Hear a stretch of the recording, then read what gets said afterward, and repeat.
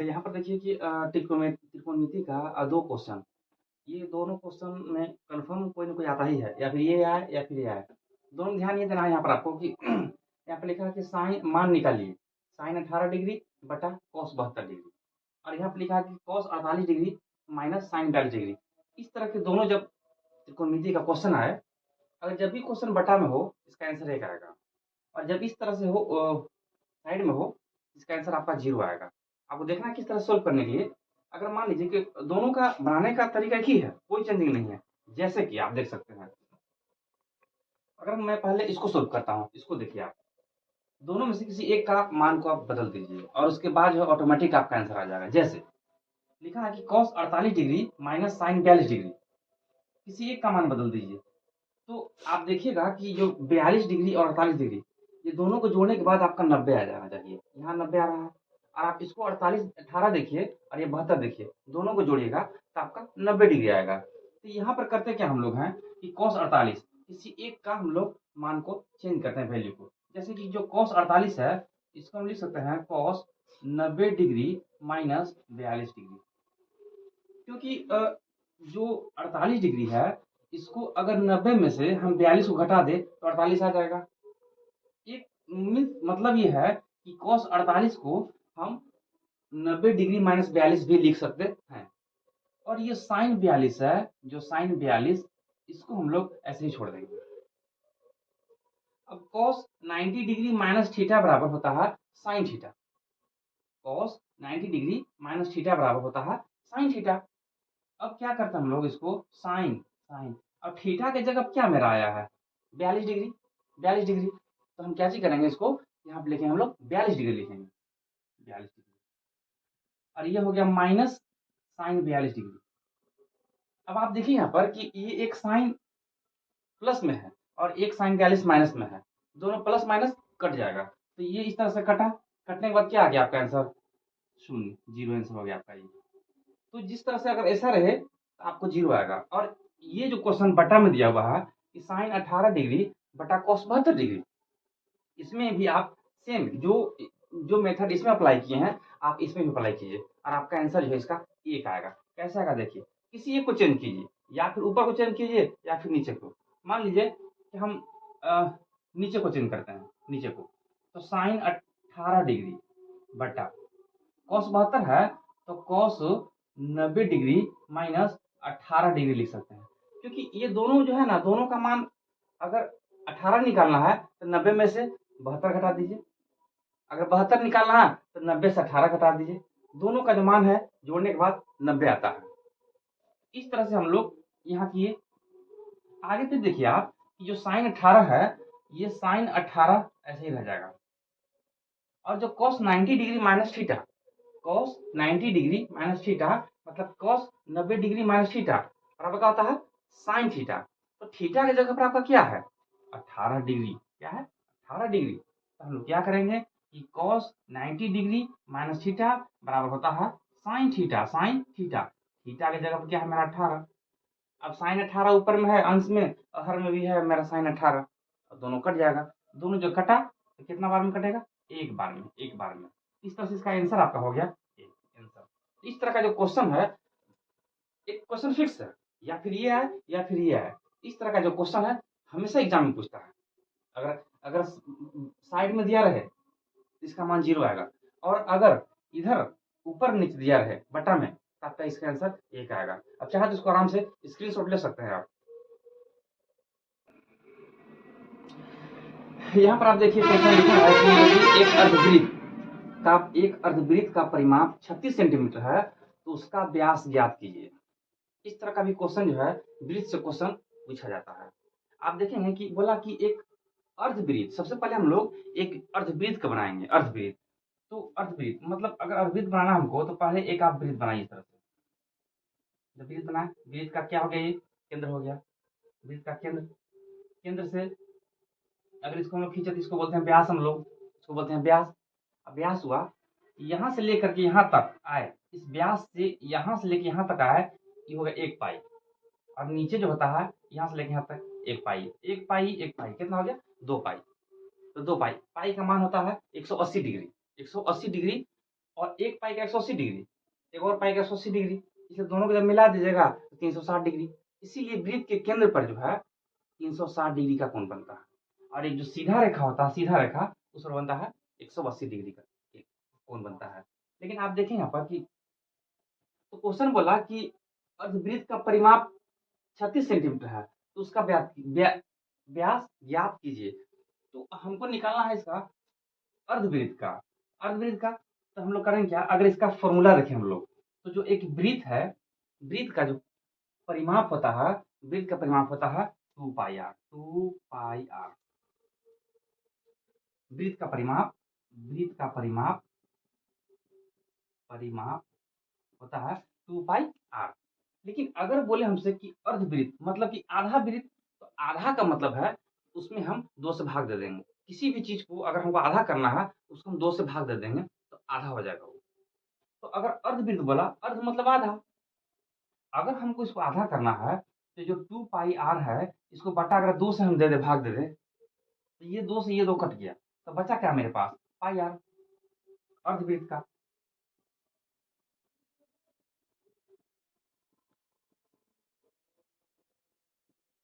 तो वृत्त का परिमाप हुआ 2 पाई आर। अब अर्धवृत्त का क्या हो गया, पाई आर। अर्धवृत्त का क्या हो गया, पाई आर। क्योंकि पाई आर आया कैसे, जो वृत्त का परिमाप है उसमें हम 2 से भाग दे दिए, तो 2 से 2 ये कट गया, बचा पाई आर। तो अब जो बचा अर्धवृत्त, तो यहाँ पर हम लोग इसको मिटा देते हैं। अब ये मेरा हो गया आधा वृत्त, अर्धवृत्त हो गया। अगर किसी भी अर्धवृत्त का परिमाप निकालना हो, अर्धवृत्त का परिमाप निकालना हो, या फिर कोई त्रिभुज हो, चतुर्भुज हो, किसी का भी हो, परिमाप का मतलब ये है कि किसी एक किनारे पर आप खड़ा होइए और गोले गोले यहाँ को माप दीजिए इस तरह से लाकर, यही परिमाप होता है। अगर वृत्त जो हो, जो गोला सर्किल में हो, तो उसको हम लोग बोलते हैं परिमाप। लेकिन अगर यही किसी और फिगर में हो, जैसे कि त्रिभुज है, चतुर्भुज है, तो वहाँ पर जो है इसमें परिधि भी बोलते हैं हम लोग, परिधि भी बोलते हैं इसको, परिमाप भी बोलते हैं, दोनों दोनों बोलते हैं। लेकिन यहाँ पर क्या है कि परिमाप निकालना है, इसको यहाँ से लेके यहाँ तक आइए, फिर यहाँ से यहाँ आइए, मतलब एक जगह पर खड़ा होइए और यहाँ पर आइए, इस तरह से नाप दीजिए। तो यहाँ पर गौर से देखिए आप कि अब हम सोल्व करते हैं, इसको सोल्व करते हैं। तो अर्धवृत्त का परिमाप दिया हुआ है, तो लिखते हैं हम कि अर्धवृत्त का परिमाप, हल करते हैं इसको, हल करते हैं कि अर्धवृत्त का परिमाप बराबर, अर्धवृत्त का परिमाप दिया हुआ है मेरा कि एक अर्धवृत्त का परिमाप 36 सेंटीमीटर है। तो यहाँ पर लिखे अर्धवृत्त का परिमाप बराबर दिया है कितना मेरा, 36 सेंटीमीटर, लिख दिए। जो दिया है अर्धवृत्त का परिमाप 36 लिख दिए। अब अर्धवृत्त का परिमाप होगा क्या, अर्धवृत्त का परिमाप क्या है, पाई आर।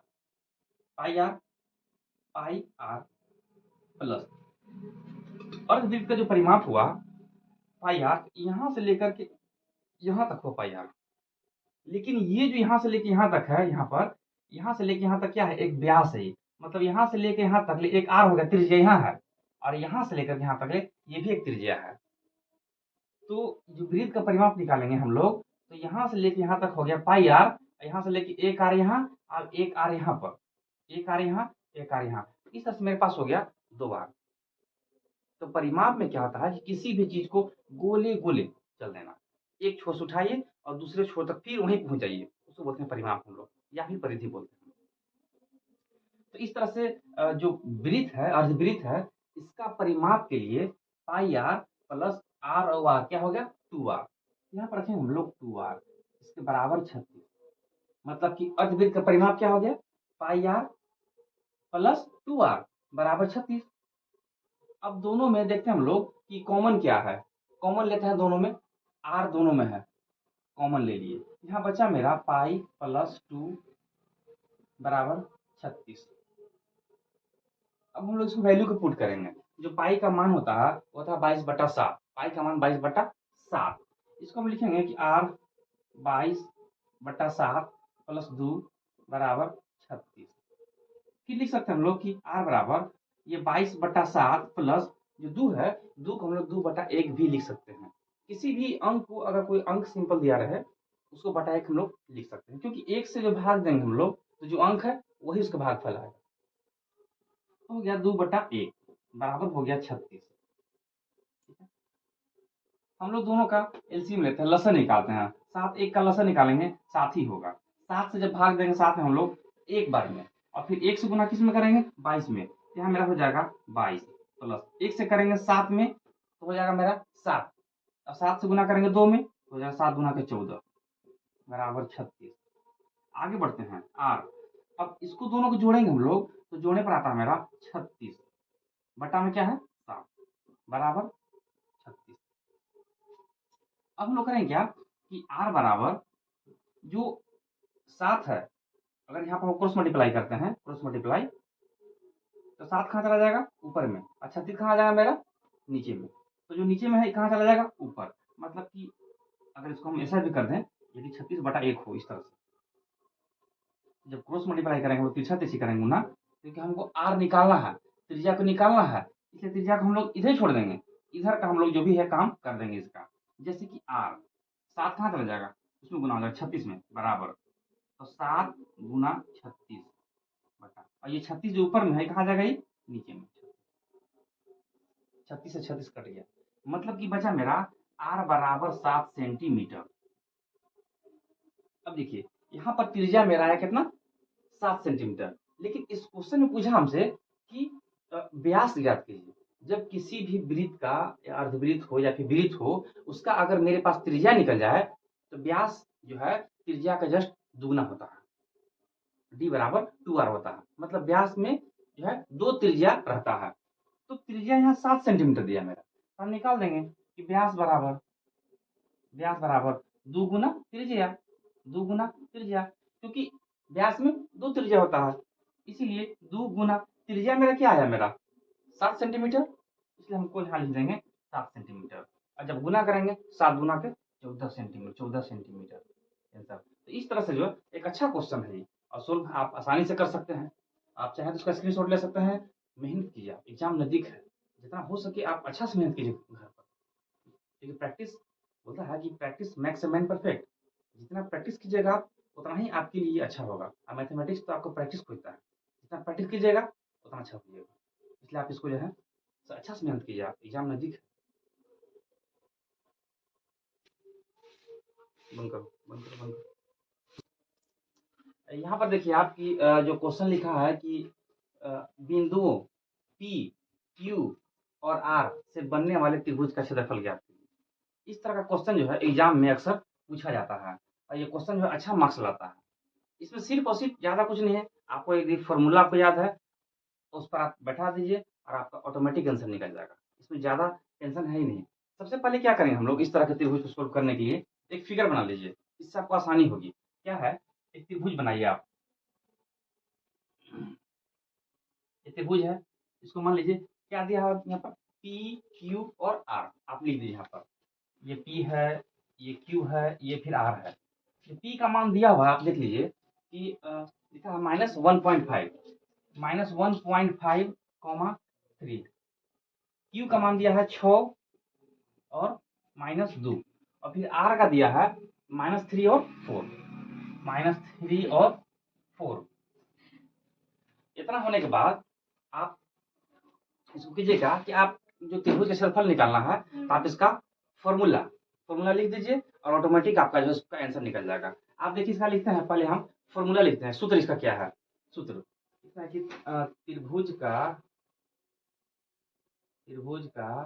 क्षेत्रफल बराबर, क्षेत्रफल क्या होता है, देखो त्रिभुज का क्षेत्रफल जो है होता है कि 1/2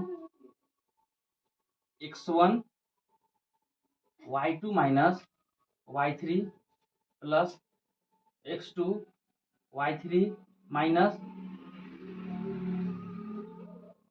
y2 minus y3 minus y1 y3 minus y1 और प्लस x3, यहाँ पर होगा x3 इंटू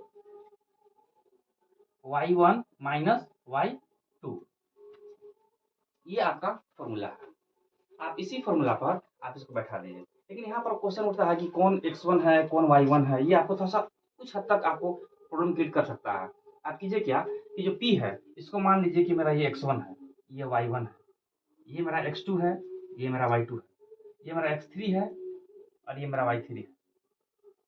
बस इसी को जो है आप इस पर जो है सो बैठा दीजिए सब। कैसे बैठाइएगा, देखिए आप 1/2 x1 कहाँ मेरा है, यहाँ पर है -1.5, यहाँ पर हम लोग -1.5 ब्रैकेट किए। y2 कहाँ पे मेरा है -2, यहाँ लिखेंगे -2। फिर इसका माइनस y3 कितना मेरा है 4, यहाँ पे लिखेंगे हम लोग 4 और प्लस x2 मेरा कहाँ पर है, यहाँ पर है। x2 क्या मान क्या है मेरा है 6, यहाँ पे लिखेंगे हम लोग 6 ब्रैकेट। y3 कहाँ मेरा है 4, यहाँ लिखेंगे हम लोग 4 माइनस y1 कितना मेरा है 3, यहाँ पे लिखेंगे हम लोग 3। ठीक है, प्लस x3 कितना मेरा है, x3 मेरा -3 है, यहाँ पर रखेंगे हम लोग -3। ये इस तरह से हम लोग माइनस को 3 है इसे ब्रैकेट में किए, क्योंकि यहाँ पे प्लस है और यहाँ पे माइनस है, इसलिए 3 को हम ब्रैकेट में कर दिए, -3 को x3 ब्रैकेट। y1 क्या मेरा है 3, y1 मेरा क्या है 3, यहाँ लिखेंगे हम लोग 3 माइनस y2 क्या मेरा है -2, तो ये -2 इसको जो है आप कर दीजिए महिला ब्रैकेट में। इस तरह से मेरा हुआ। आगे बढ़ते हैं हम लोग, आगे जब सोल्व करेंगे तो लिखेंगे कि 1/2 -1.5, और ये जो -2 है और -2 है, सॉरी -2 और -4 है, तो माइनस माइनस क्या हो जाता है प्लस, दोनों जुड़ जाएगा, बट चिन्ह क्या रहेगा माइनस का ही रहेगा, -6 +6, और ये 4 जो है प्लस में और ये 3 है माइनस में, तो प्लस माइनस माइनस, तो 4 में से 3 घटेगा तो क्या बचेगा मेरा 1, मतलब 1 मेरा आया, 1 आया। यहाँ पर मेरा प्लस में 1 लिखेंगे, क्यों, क्योंकि 4 जो है प्लस में है और 3 मेरा माइनस में है, तो जो बड़ा अंक होता है चिन्ह उसी का होता है, तो बड़ा अंक मेरा क्या है 4, 4 में से 3 गया क्या बचेगा 1, इसलिए इसका आंसर, इसका जो चिन्ह है वो प्लस में होगा। और यहाँ पर है कि प्लस है एक माइनस है, तो दोनों मल्टीप्लाई है, गुना में है, तो प्लस माइनस क्या हो जाएगा माइनस, यहाँ पर हो जाएगा 3, और यहाँ पर देखो 3 और ये माइनस है, यहाँ माइनस माइनस क्या हो जाएगा प्लस, गुना होकर के 2। इस तरह से अगला स्टेप में हम लोग क्या करते हैं कि 1/2 ये दोनों का गुना करते हैं, हम लोग गुना करते हैं, तो इससे गुना करेंगे 90, मतलब जानते हो गुना करेंगे हम लोग क्या आ जाएगा मेरा सिर्फ 9 यहाँ पर आएगा, और ये माइनस है और ये माइनस, तो माइनस माइनस क्या हो जाएगा गुना होकर के प्लस, लेकिन प्लस को हम लोग लिखते नहीं है। और इसको जो करेंगे हम 6 से 1 में गुना करेंगे तो हो जाएगा 6। इसको जो गुना किए तो शायद कंफ्यूजन ना हो, बता देते हैं कि 1.5 में मल्टीप्लाई किससे करें हम लोग 6 से, मतलब कि 1.5 किससे करेंगे हम लोग 6 से करेंगे, ये माइनस 6 से गुना करेंगे 30, 6 बचे 30, हाथ में 3 रह गया, और 3 से 6 एकम 6 और 3 कितना हो गया 9। पॉइंट कहाँ बैठेगा, दशमलव के एक अंक के बाद, दशमलव के बाहर में कितना एक अंक है, यहाँ दशमलव कहाँ बैठाएंगे हम लोग एक अंक के बाद, क्या बचा मेरे पास सिर्फ 9, इसलिए हम डायरेक्ट यहाँ पर 9 लिख दिए, इसको मिटा देते हैं 6। और यहाँ पर जो है -3, अगला स्टेप में ले चलते हैं, 3 और 2 ऐड होगा, जुटेगा, क्या हो जाएगा मेरा 5, मतलब कि 1/2 ये हो गया मेरा 9 + 6 प्लस, सॉरी ये माइनस में है और यहाँ अंदर प्लस में है, तो माइनस प्लस क्या हो जाएगा मेरा माइनस, गुना होगा 5 या 15, मतलब -15।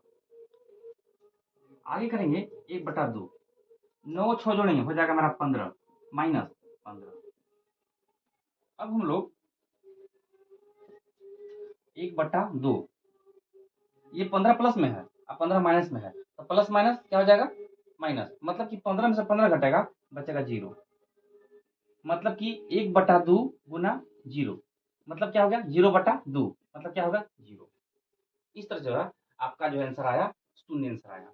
इसको इस तरह के क्वेश्चन को सोल्व करने में कोई दिक्कत नहीं है, सिर्फ आपको फॉर्मूला याद होना चाहिए, इसी फॉर्मूला पर आपको बैठा देना है, आंसर आपका ऑटोमेटिक आ जाएगा, ज़्यादा इसमें दिक्कत नहीं है। आप चाहे इसका स्क्रीनशॉट ले सकते हैं, आप मेहनत ज़्यादा कीजिए, एग्जाम नज़दीक है।